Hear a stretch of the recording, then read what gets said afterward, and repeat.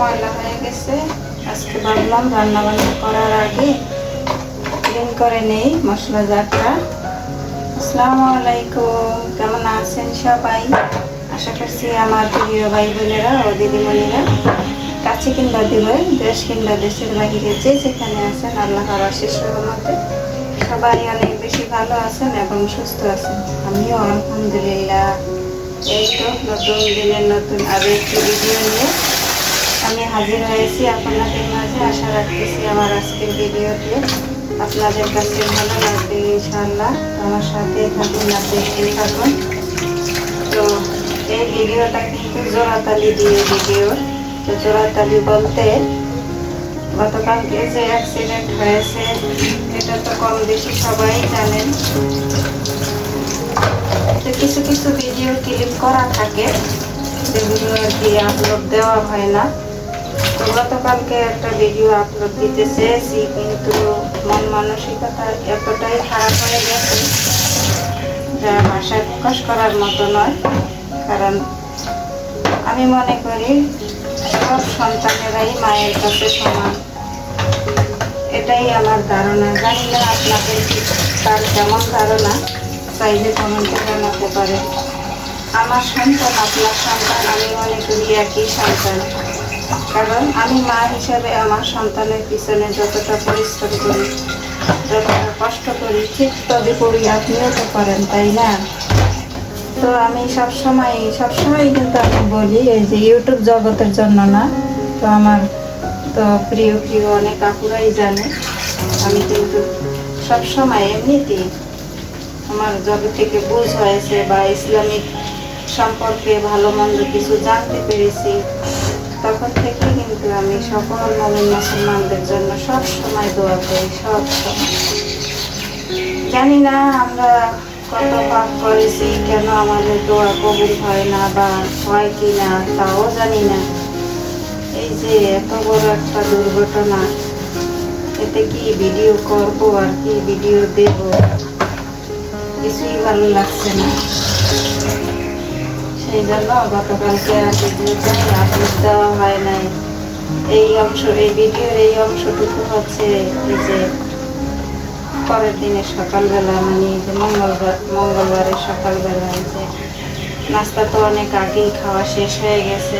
তো রান্নাবান্না করার আগে আমি খেয়াল করি যে মশলা জারে কি আছে কি নাই, এগুলো খেয়াল করে তারপরে আর কি চুলার কাছে যাই। তো দেখলাম যে মশলা জারে মশলাও তেমন একটা নেই, আর অল্প অল্প ছিল, ওইগুলো আমি করছি, ঢেলে রাখছি।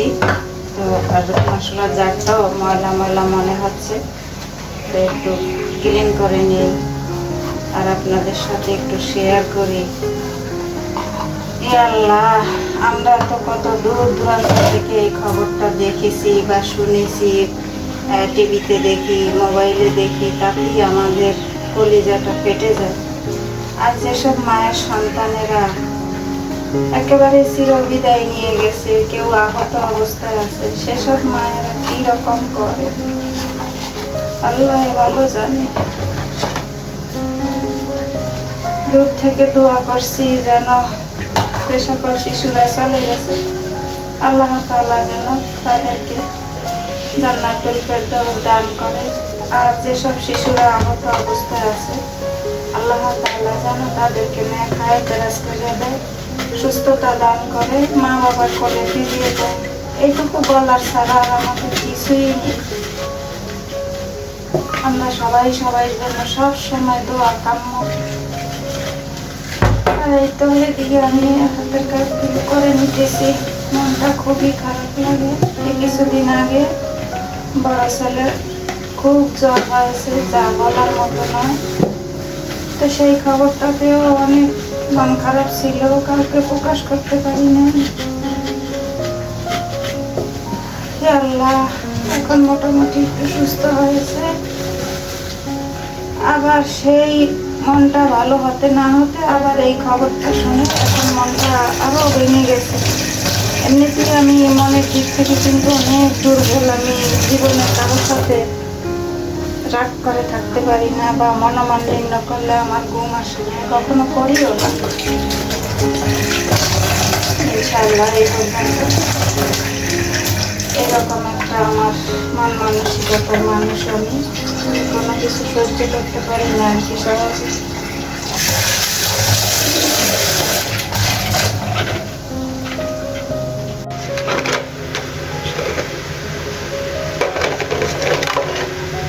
সুন্দর করে ক্লিন করে নিয়েছি। তো সন্তান হারানোর যে কত কষ্ট, কত ব্যথা, এটা মানে সন্তান হারানোর ব্যথাটা পৃথিবীর কেউ বুঝতে পারে না, একমাত্র মা ছাড়া। তো যেসব মা বোনেরা সন্তান হারিয়েছেন তাদেরকে সান্ত্বনা দেওয়ার মতো আমার সাহস নেই। শুধু এতটুকুই বলবো, হে আল্লাহ, আপনি সকল মা বোনদেরকে ধৈর্য ধারণ করার তৌফিক দান করবেন। এছাড়া আর কোনো কিছুই বলার নেই, বলার ভাষা নেই। এমন মনে হয় আমার গলা শুকিয়ে আসছে, কথা বলতে পারছি না, কথা জড়িয়ে আসছে, এতটা খারাপ লাগছে। আমার মেয়ে তো আমাকে অনেক সান্ত্বনা দিচ্ছে, তারও পরীক্ষা, তার সামনে কোনো কথা বলতে পারি না। ওরা পড়ায় ডিস্টার্ব হয়, কার সাথে বলবো, কি বলবো, খুবই খারাপ লাগে।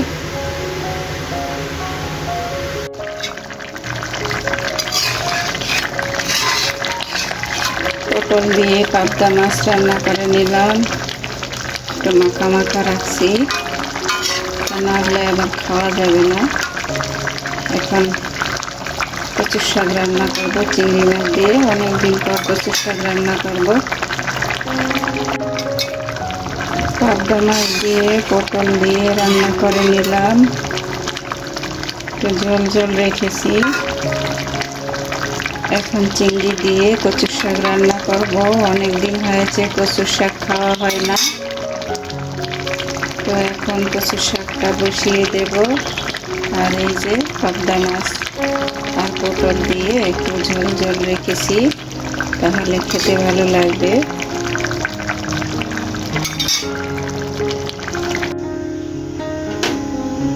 এখন কচুর শাকটা রান্না করব, সেই জন্যই তো কড়াইতে পরিমাণ মতো সাদা তেল দিয়ে দিয়েছি।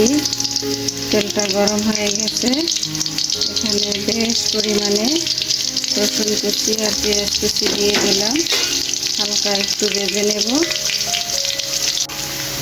কচুর শাকে রসুনের পরিমাণটা একটু বেশি দিলে খেতে ভালো লাগে, রান্নাটা অনেক মজা হয় আর কি। তো সেই জন্য রসুনের পরিমাণটা একটু বেশি দিয়েছি। আর বড় সাইজের 2টা পেঁয়াজ কুচি দিয়েছি। এই তো পেঁয়াজ রসুন হালকা করে ভেজে নিয়েছি। এখন চিংড়িগুলো দিয়ে দিচ্ছি, চিংড়িগুলো একটু হালকা ভেজে নেব। চিংড়ির যে দাম, ওরে বাপরে, মানে মাছ খাওয়া না যেন টাকা খাওয়া, এরকম একটা অবস্থা। তো চিংড়ি মাছের দামটা বরাবরই কিন্তু বেশি থাকে, চিংড়ি আর ইলিশ। আর আমার মেয়ের এই তো চিংড়ি মাছ অনেক পছন্দ, সে ইলিশ মাছ খেতে পারে না, চিংড়ি তার অনেক পছন্দ, খুব প্রিয় একটা মাছ আমার মেয়ের। তা আমার আপু ভাইয়ারা জানি না এ পর্যন্ত আমার সাথে কে কে আছেন, ভিডিও দেখছেন কিন্তু একটা লাইক দিতে ভুলে গেছেন। তো প্লিজ ভিডিওর শুরুতে সবাই একটা লাইক দিয়ে পুরো ভিডিওটা দেখে নেবেন। সবাই সবাইকে সাপোর্ট করবেন, সবাই সবাই পাশে থাকবেন। এখন আমি মশলাগুলো অফ ক্যামেরাতে দিয়ে নেব। সব ধরনের গুঁড়ো মশলাগুলো দিয়ে ভালো করে কষিয়ে নিয়েছি। এখন এই তো কচুগুলো দিয়ে দেব। এগুলো আমি অফ ক্যামেরায় কেটে ক্লিন করে সুন্দর করে সিদ্ধ করে রেখেছি। এটা হচ্ছে আমরা বলি পানি কচু।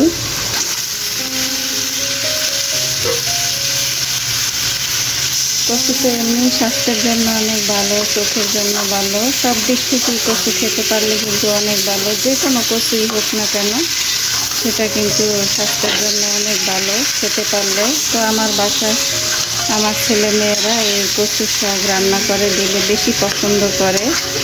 এই যে ঝোল রান্নার থেকে এই যে এভাবে শাক রান্না করে দিলে এটা বেশি পছন্দ করে। একেবারে রান্না করতে করতে একেবারে শুকিয়ে নেব ভর্তার মতো করে, এইটা বেশি পছন্দ করে। ওই যে আছে না যে কচু দিয়ে ইলিশ মাছ দিয়ে রান্না বা বিভিন্নভাবে রান্না, সেটা পছন্দ করে না। চিংড়ি মাছ দিয়ে শাক রান্না করে দিলে সেটা বেশ পছন্দ করে। আর গলার ভিতরে কেমন যেন করে উঠছে। যাই হোক, সেটা দিয়েই সেদিন ভাত খাবে, আর অন্য কিছু নেবে না, এরকম একটা অবস্থা। তো এই তো এখন আমি আস্তে আস্তে করে রান্না করে নেব। এই শাক সবজি রান্না করতে কিন্তু অনেকটা সময়ের প্রয়োজন।